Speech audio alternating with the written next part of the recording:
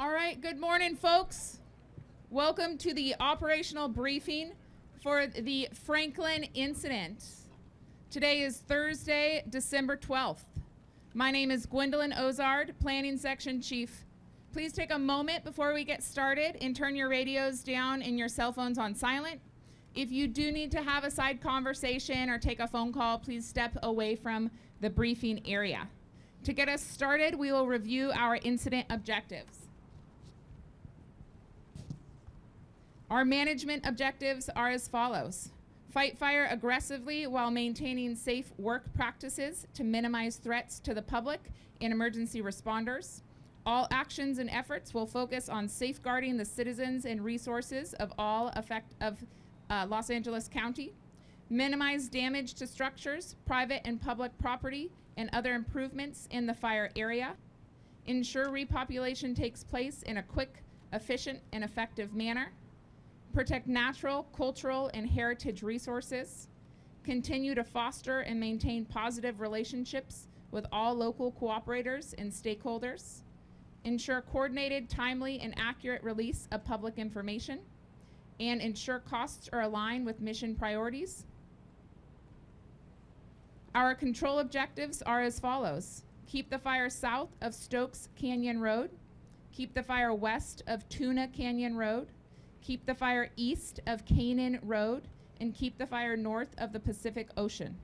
Next up, current situation.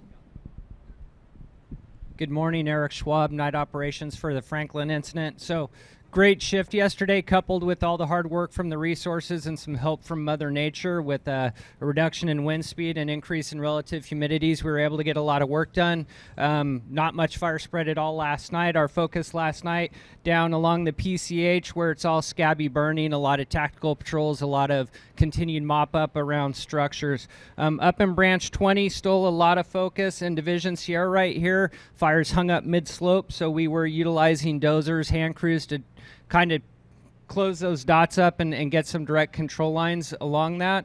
Moving up into Division Whiskey and Delta, still fires hung up in Malibu Canyon on both sides of the canyon. We IR'd that last night. There's still a lot of heat in there. No night dropping of aircraft last night. We couldn't justify that, but we were able to monitor that and start putting a plan together for some handline construction where those opportunities arise. Incredible work in Division Delta, Hotel Kilo yesterday. Tons of handline were put in there. A good chunk all the way up this whole flank of the fire. Have a great shift. Thank you. Weather. All right, good morning. Rich Thompson, incident meteorologist, Franklin incident. Weather-wise for you today, we have a remnants of a weak cold front going to move through the area today. What that means for you is, first of all, you're going to have part of the most cloudy skies. There's going to be a slight chance of some light showers this afternoon and this evening. Any rain that falls from the sky will be very light, maybe a sprinkle, 100ths of an inch, 200ths of an inch, nothing, no wetting rain or anything, but definitely could be some drops falling from the sky this afternoon, this evening. As for relative humidity, you're going to see humidities this morning bottoming out about 15 to 25%. Then as the day wears on today, you're going to see those humidities increase across the fire, probably about 50 to 70% this afternoon. For tonight, humidity is probably about 60 to 80% range. So look for that increasing humidity through the day and through the overnight period tonight. As for winds, kind of a east-northeasterly wind this morning, guessing about 15 miles per hour or so. By 9, 10 o'clock this morning, those winds are going to shift around to south-southwesterly direction. Probably see gusts about 15 to 20 miles per hour this afternoon and early this evening. And then right around sunset, you're going to see those winds switch back around to north-northeasterly direction. And overnight tonight, probably see gusting around 10 to 15 miles per hour. Fire behavior.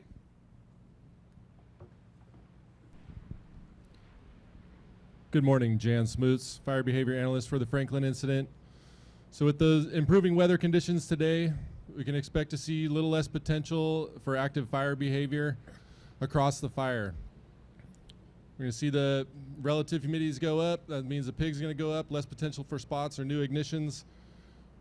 And I'm not trying to oversell it, but there is still some potential for active fire behavior out there. We've got critically dry live fuels and very steep slopes.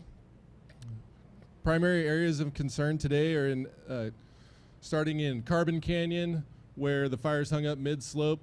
Not a lot of heat over there, but there's still some potential for the fire to roll out and move down across the canyon. Also in Corral Canyon, same issue with the fire being hung up mid-slope, underslung.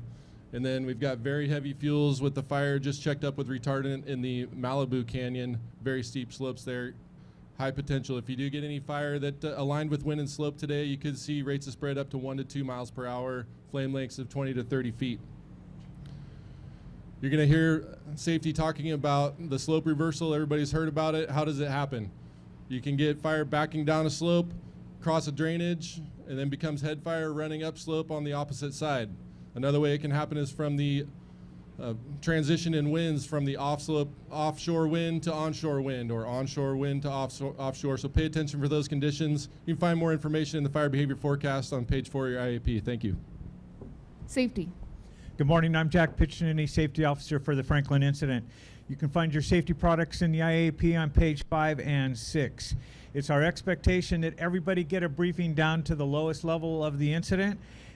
We've set up the safety message for it to serve as a tool for you. We have listed the top 3 items that you should be aware of, plus the 215A is attached. Those top 3 items, though, we provide you with the watch out situations, and we provide you with the mitigation statements so that you can hold conversations with your personnel at the tailboard. So use that as a tool and make sure everybody gets a good briefing.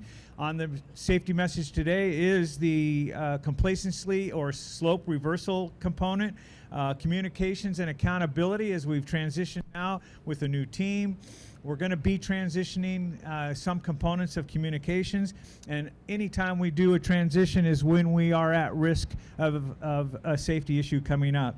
And then finally, driving and dealing with the driving around camp in the congested areas. Now, as fire behavior just mentioned, I do want to spend just 1 minute on the potential of slope reversal. The weather may potentially be on our side today to prevent that from being catastrophic, but let's not lose sight of that. Again, go back to that word that I used earlier, do not become complacent. This area down here has a significant issue of slope reversal fires, or fires that are seemingly quiet and waking up and creating a catastrophic incident with citizens and firefighter personnel. Calabasas Fire, October 1996, Woolsey Fire, November 2021, and then the Thomas Fire, 2017. Those incidents, again, were related to slope reversal or a section of a quiet piece of the fire waking up and creating a catastrophic incident. Please give that its due discussion in your breakouts this morning. Have a safe shift. Roll call and operational assignments. Good morning. Tyler Holquist, Resource Unit Leader, Franklin Incident. Hey, good morning. John Frederick, Operations Section Chief, Franklin Incident. Line Leadership, Branch 10, Frederick. Here. Divisions, Delta, Spindle. Here. Harris. Here. Hotel, Gilliam. Here. Kilo, Scrainer. Here. Mike, McGaffey. Here. Okay, we're going to start off in Branch 10, up in Division Delta near the heel. We still have a lot of work to get this fire put out. Up there on Payuma Road, it backed up against that road, but we still need to make sure all those little islands, all the little eyebrows in there are cut out. So we need to continue to validate this line, especially going down into Malibu Creek. Moving over to Hotel Kilo, same thing over there. We need to continue to make sure that that line is in validated divisions. Get out, walk that line. I know that there is some very steep areas, especially in that Carbon Canyon area out to the east out there. We need to make sure that if we can't put line in there, we have a mitigated issue, or we need to make sure that we need to mitigate that. So moving down into Division Mike down here, one of the main concerns is the highway down there. Make sure that we're looking out there, and then moving into like the Sarah Retreat area, we need to make sure that our presence is in there. We need to make sure that we continue to do that tactical patrol around the houses, making sure that everything is safe before we move citizens back in. Branch 20, Kenyon. Here. Cazal. Here. Divisions, Oscar, Bontrager. Here. Sierra, Elliott.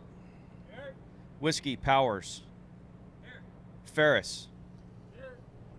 Okay, we'll start off down here in Oscar. Same thing. We need to make sure that we need to get around Pepperdine. We need to make sure that all that line is validated and all these little pockets, all these little islands that are down here.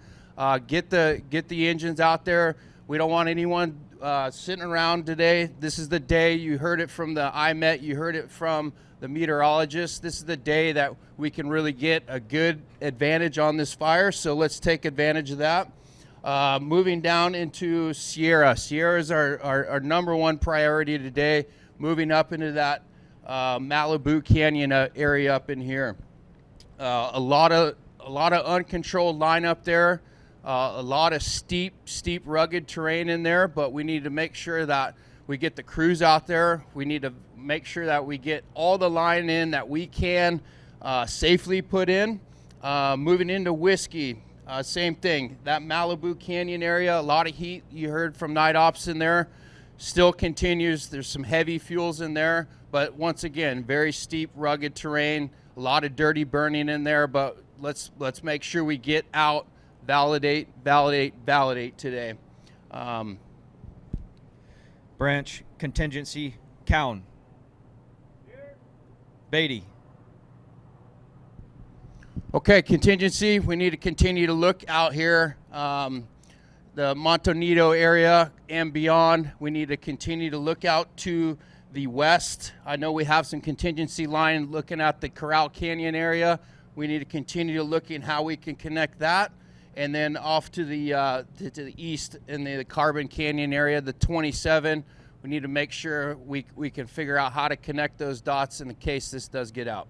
Thank you guys, have a safe shift. Air operations. Good morning, Franklin family. Greg Bradshaw, Air Operations, Franklin Incident.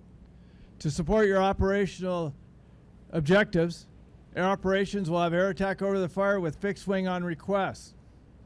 Our rotor wing will operate out of Camarillo Helibase, located at Camarillo Airport. We have 10 Type 1 helicopters, 3 Type 2, and 4 Type 3. Those numbers do include 3 night-capable water-dropping helicopters and night aerial supervision. We have an MRB out of Paramount Ranch.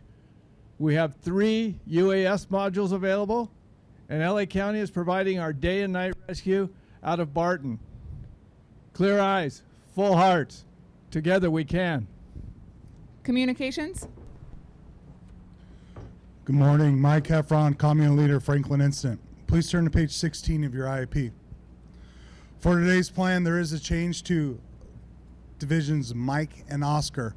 So if you guys have any cloning needs or cloning issues, over here in the MCC will be able to clone you guys and make sure you have those 2 changes in the frequencies. Line leadership, please ensure that everyone has a correct clone. It is on the bottom of the 215. Franklin V1 is the current clone. Make sure everyone has that before they go out on the line. Thank you. Have a good shift. Medical. Good morning, Steve McGarry, Medical Unit for the Franklin Incident. The medical plan can be found on page 17. Listed there, we'll have some ALS resources available throughout the fire. Later today, the medical assistance team will be open and available in 2 western shelters just north of the lifeguard station in that northern parking lot. Listed in there on box 6 is the emergency reporting information. In the event you have a need on the line, please follow that information and pass up the chain of command, and we'll get you the closest available resource. Thank you. Information. Good morning, Lucas Spellman. Information, Franklin Fire. Please turn to page 18. Once you get to that page, you'll see a QR code that you can start downloading any videos or pictures that you take out on the line. We appreciate anything that you may have. Also, we have the lost and found now in the PIO trailer. And if you'd like to add some numbers, as you can see, acres are 4,037. That's 4037, and 7% contained. Take care. Liaison. Good morning, everybody. Dave Pender, Liaison Officer for the Franklin Incident. So we have both fire and law enforcement liaisons on the incident. We want to make sure for all the agency representatives and the cooperators out there that we are connecting with you.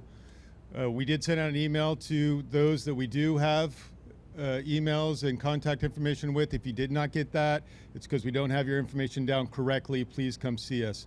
We have a trailer over here to your right-hand side near the tents for the various meetings. We will be having a cooperators meeting at that location at 10 a.m. today. Have a great day. A few reminders for folks from finance. All hard equipment, please remember to check in with finance. For all CAL FIRE resources, please ensure your schedule is updated in ePay for the 66-hour work week.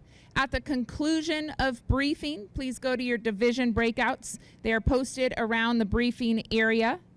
If you're an unassigned resource, meet with the resource unit leader over there by the check-in table. Gentleman's raising his hand.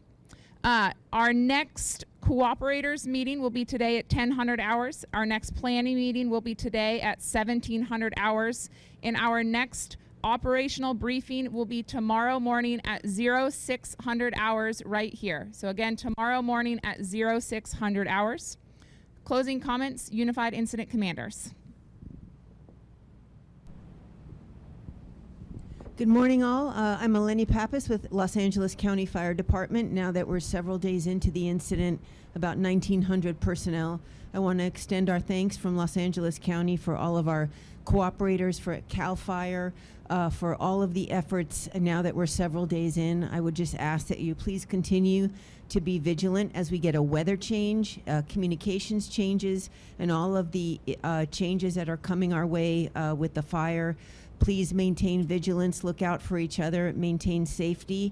And again, thank you for maintaining a high level of engagement so that we can wrap this thing up. And again, thank you for the outstanding work. Hey, good morning, guys. Scott Corn. I'm one of the Unified Incident Commanders. So you received a really thorough briefing this morning. I implore you as line leadership to disseminate that down to your folks on the line. The stuff that we say here needs to get put down all the way to the very bottom person on the line, no matter who they are and where they're at. So ensure that and delegate that out. So you've heard safety, you've heard the weather, you've heard operations. We've got a good chance right now. We got a good lull in the fire behavior. Don't get complacent with that. Our daylight hours, they're pretty slim right now. So make sure when we're out there, we're using our resources, our time, our tactics, and our strategy to take advantage of that. Our goal is here to get everyone back into their homes safely and all of you home as quickly as we can. Let's go to work. Have a good shift. That will conclude our operational briefing. Please go to your division breakouts and remember to turn your cell phones and radios back on. Thank you.